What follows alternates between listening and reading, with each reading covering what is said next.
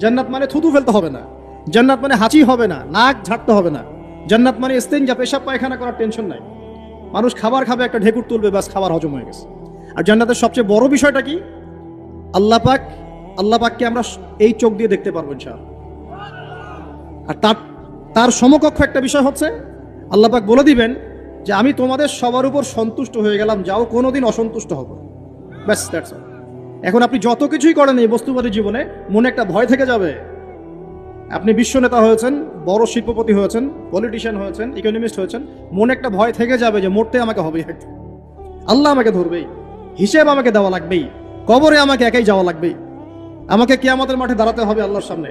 মনে একটা ভয় কাজ করে, যদিও বাইরে মানুষ দেখায় যে কোনো ভয় নাই। মানুষ বাইরে অভিনয় করে, মানুষ সমাজের মানুষের সাথে বাইরে একটা অভিনয় করে। কোনো কোনো ক্ষেত্রে আমরা নিজেরাই নিজেদের সাথে অভিনয় করি।